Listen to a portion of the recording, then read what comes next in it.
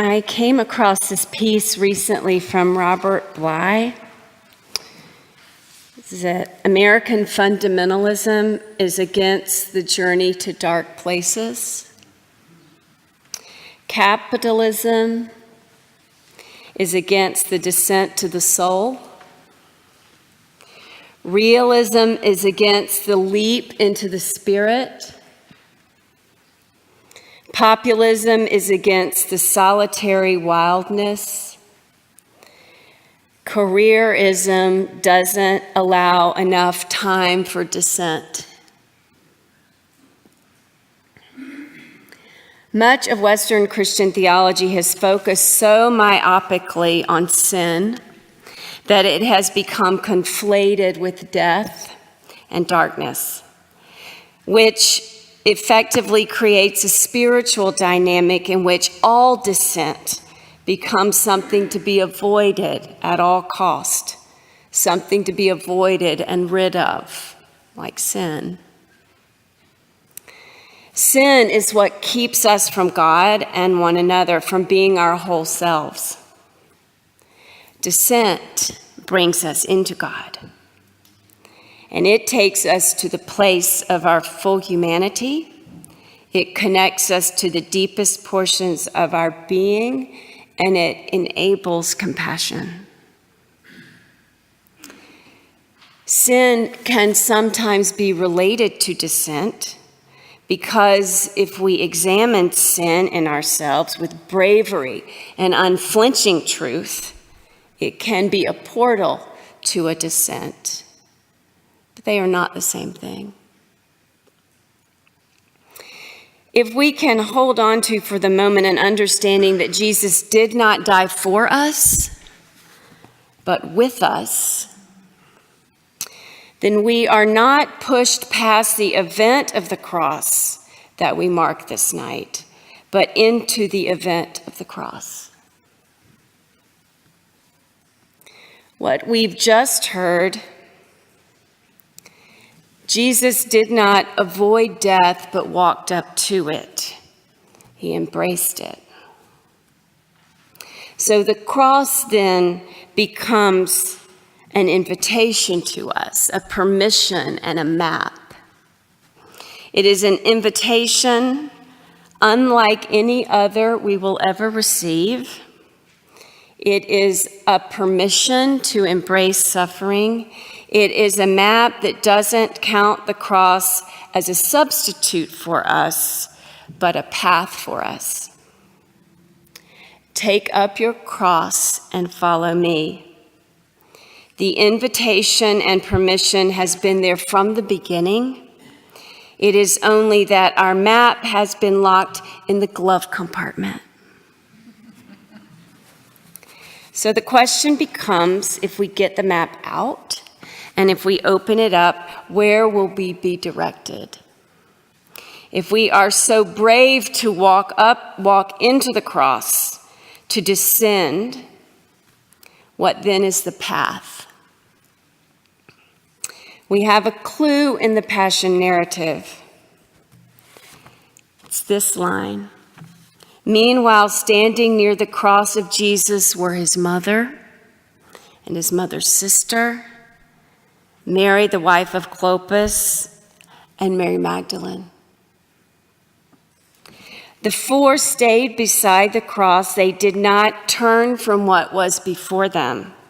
Mary, his mother, and his mother's sister, and Mary, the wife of Clopas, and Mary Magdalene walked into the suffering of another, and they walked into their own deep loss. Betty Tigner texted me this week. Notre Dame is burning, said my phone. I was in the middle of navigating some of the suffering I am bearing now. And I looked and I saw a clip of the great spire falling into the belly of the nave of the cathedral. Well, there it is. And I had a good cry. Later, I saw another clip. The people of Paris gathered on bridges and squares, and they were singing Hail Mary, and they were singing Ave Maria, calling to the Mother of God, which makes perfect sense because she could understand the loss. Which brings me to the subject of grief. I want to offer tonight grief as a road sign. Grief is not a caution sign. It is not a warning of danger,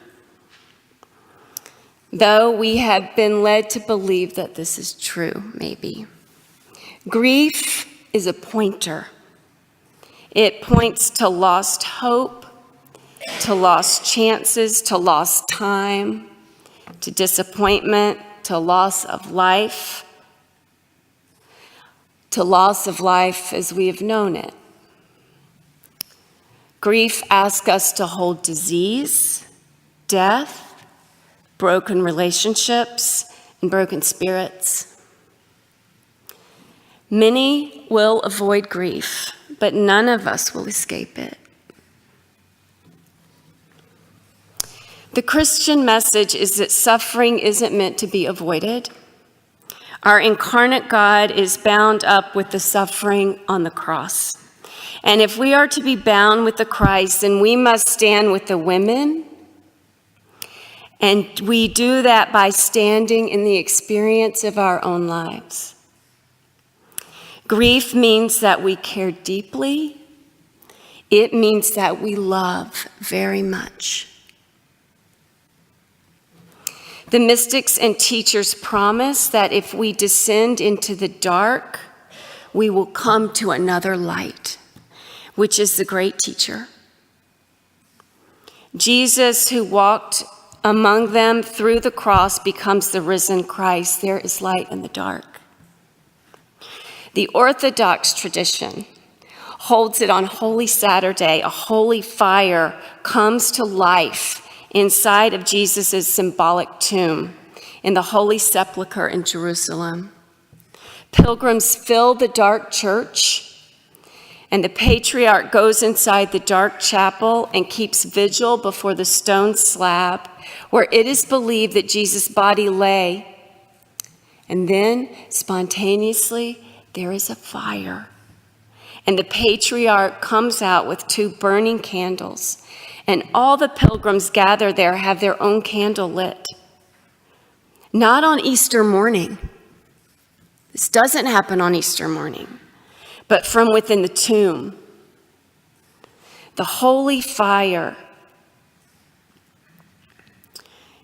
is even flown all over the world to Orthodox Christians. They take that one light and they put it on airplanes and they fly it all over the world so that Christians can experience that light that comes even in the tomb.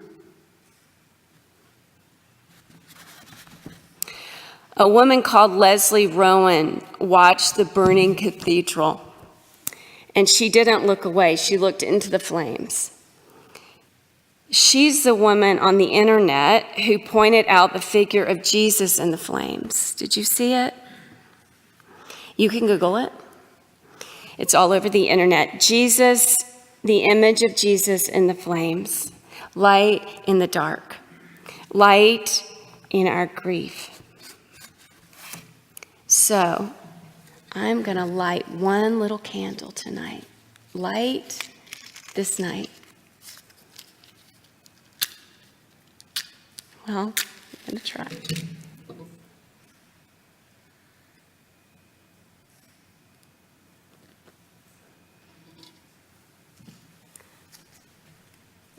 No.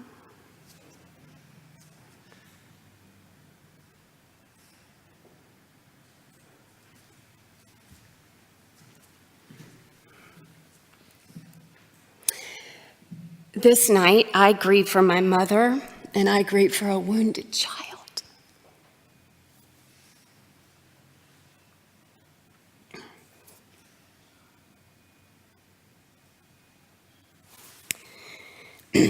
The way I have found into my own grief is to look towards what breaks my heart. Not my mother and not my child. They do not break my heart. It is my mother with her cancer and this beautiful child with a wound. I bring these things into my heart with as much love as I can conjure in any given moment. I have brought grief here with me tonight, 2 people dear to me suffering, and my own broken heart wrapped up in it. Rather than talk more about grief, I am going to sit among you for 5 minutes, which is really not a very long time. I am going to consider the cross and my own grief. If this is uncomfortable for you, you're welcome to leave the room for a bit. There is no judgment here. If you wish to stay, you do not need to tend my grief. I am okay with my grief. I invite you to consider your own grief, or the grief of the world, or the grief of the cross. I invite you to bring as much love as you can to what comes up for you, to look upon your grief with love. And then we'll sing the song that I've taught you, that Timothy. And then we will ask God to bless these souls, the grief that is in them, and also the light.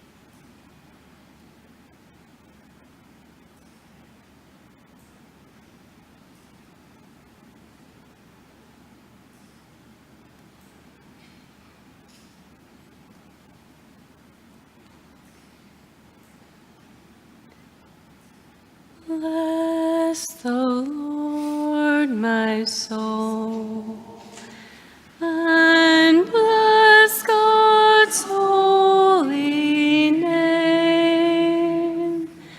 Bless the Lord, my soul, who leads us into life.